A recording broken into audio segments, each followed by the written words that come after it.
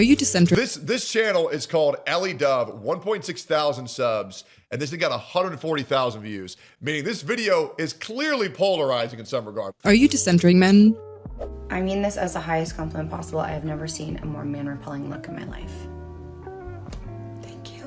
Intentionally making yourself ugly so people don't look at you is the biggest cope that fat, ugly women possibly have, because they're just ugly and they've never got male gaze. So now in order to take control of that, they have to intentionally repel it. So that way they can take control. Or here's a news flash for us, ladies. How about you just get in the fucking gym? It's really that easy. Or are you for the male gaze? Hello, you dirty little boys. Suddenly Stop calling me that, I'm gonna come.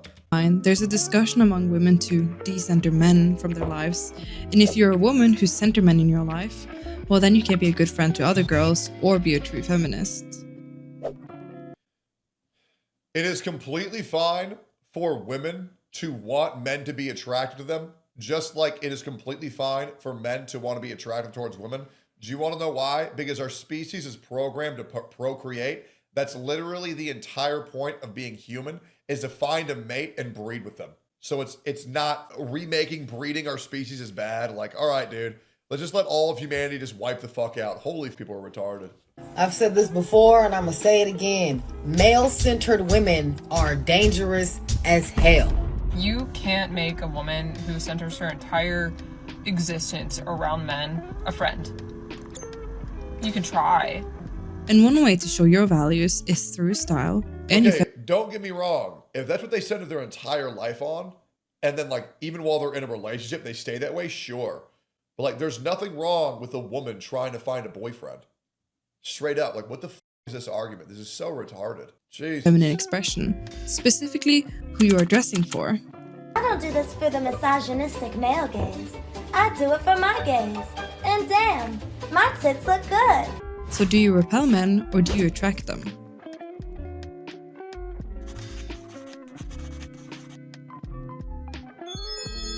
This video isn't meant to target anyone specifically. I'm not here to call out one girl, one artist, or one trend. I'm pointing to a pattern I've started noticing. I don't know, man. I mean, we're referencing Sweeney a lot, which I love. I love talking about this chick. And that is, we might be more centered on men than we think. And that sounds contradictory. Okay. Because online, it feels like women are done with men. Having a boyfriend is embarrassing, dressing for men is cringe. No, men are done with women because women are taking shortcuts and prostituting themselves out because they're failures in real life. And women expect far too much from men. And this is just factually true. Okay? I'm going to break it down for you. This is all propaganda. Women are being rejected more now than they ever have been. The reason why that is because if you're a man, you're expected to be 6 foot tall, 6 figures, 6 inches. Big dick, big salary, big build. Okay? You are expected to provide and take care of these women for the rest of your life. And in 2026 modern feminism, the only thing a man expects from a woman now is to have sex and have his kids. And you can't even ask for that. You can't.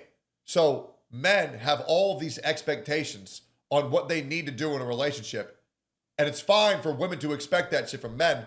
But if men expect anything from women, they're horrible, disgusting people. And everybody knows this. Seeking validation from men is lame. All of this falls under what is now often called decentering men. This term specifically was popularized by Shears Taylor in 2019. In an article in Cosmopolitan, she says, "This phrase resonates because it gives language to a quiet, growing rage. It speaks to the exhaustion of organizing your life around men's potential, opinion, or comfort. Speaks to the clarity that comes when you finally stop contorting yourself, when you finally say, I will not sacrifice myself for a system that was built to consume me." And on the surface, that makes sense.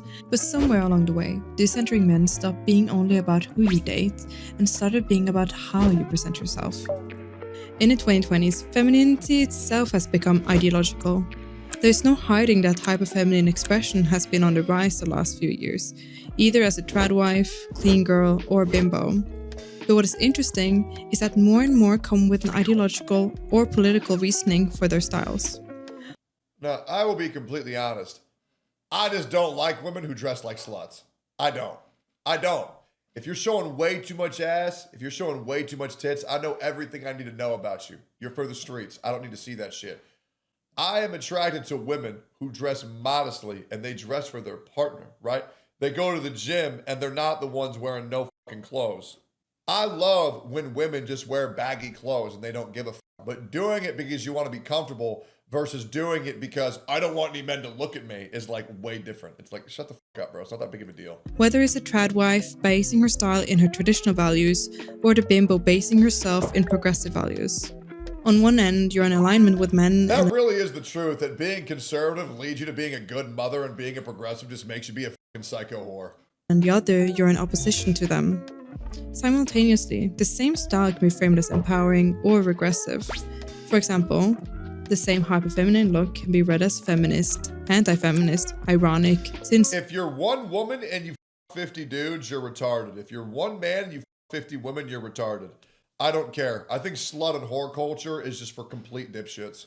It's so dumb. Like having that many bodies, bro, that's not a flex, that's a liability, and any of these people can come out and ruin your life. At least if you're a man. If you're a woman, you don't get accountability in a woman, yeah, fucking right. They're progressive or conservative, depending on who's explaining it. However, in all of this, it starts to feel like women and girls are attempting to justify their feminine expression. And somehow, men do find themselves at the center of that justification. To be hyperfeminine in the 2020s is to be read constantly through This bitch looks retarded. a political lens. If you don't police yourself, others are sure to do it. Take for example Sabrina Carpenter and the question, does she dress for the female gaze or the male gaze? The term male gaze is thrown around a lot lately, but for those who don't know. Correct me if I'm wrong, but did we really just ask that question? Is Sabrina Carpenter doing this for the men or doing this for the woman? Well, I don't know. You tell me what message she was trying to send when she was between two dudes about to Eiffel Tower her. You let me know. I know, it's a mystery. It's a mystery. We'll try to figure this one out together. The male gaze was established by the British feminist film theorist Laura Mulvey in 1975 in her essay Visual Pleasure and Narrative Cinema to describe the act of depicting women in the visual arts and in literature from a masculine, heterosexual perspective. Oftentimes, it represented women as sexual objects for the pleasure of the male viewer.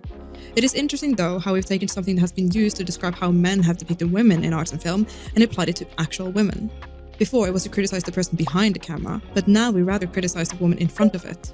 Up until the release of her 7th album, Man's Best Friend, Sabrina Carpenter was loved as a girl's girl, someone who aligned with the female gaze and progressive femininity, a woman who unapologetically embraced her own sexuality. During her short and sweet tour, she would often play on sexual innuendos, placing herself in provocative and sexual position, and wear lingerie-inspired outfits. Up until the release of the infamous album, it was all good and fun. After the release, the tone shifted.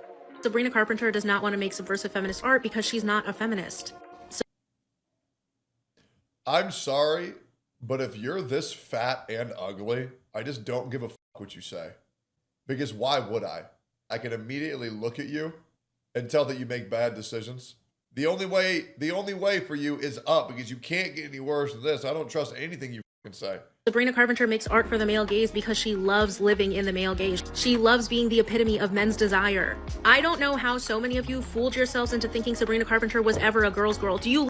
I can't believe this is jealous because men want to fuck Sabrina Carpenter. Man, I can't believe this. That's crazy, bro. Listen to her lyrics. Think about how different it would be if it The reason why that hates the male gaze is because she's never had it in her entire life. was a queer artist and it was like a woman holding her hair like that. That would be entirely different because of the power dynamics of gender. Or if the roles were reversed and it was a man like on his legs like that with like Sabrina holding his hair or something. That would have been a statement. But just doing the thing that we expect isn't a statement. Everything she had done was now being questioned. If she could allow that, then maybe she wasn't for the girls after all. Was now being. Are we noticing a trend of how many fats have a problem with the male gaze? It's because they never had it. Are we noticing this shit yet, guys? Are we noticing? In question. If she could allow that, then maybe she wasn't for the girls after all. Some fans even speculated that the image must be a trick, that it would later be revealed that the man was actually a woman, or herself, or something else entirely. Anything but what it appeared to be. Obviously, the issue wasn't that it was sexual, but the type of sexuality. One that suggested heterosexual desire in a submissive manner instead of an empowering one. And that does seem to be the important part. There is nothing wrong with submitting to your husband. There is absolutely nothing wrong with that. If you are a woman and you would like to have submissive sex, that is completely fine.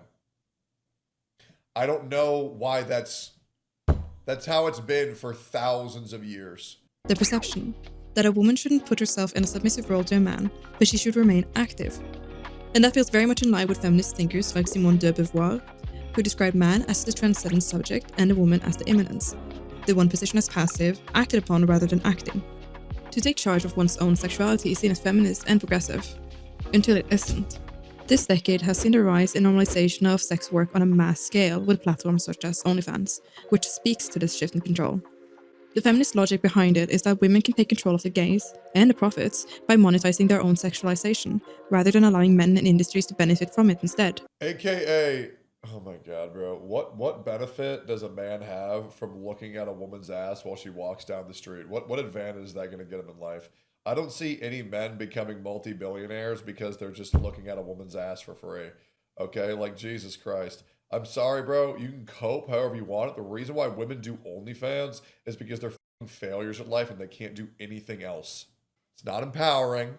It's not to take control of the male gaze. And I'm sorry if that makes you upset, but that's the God's honest truth.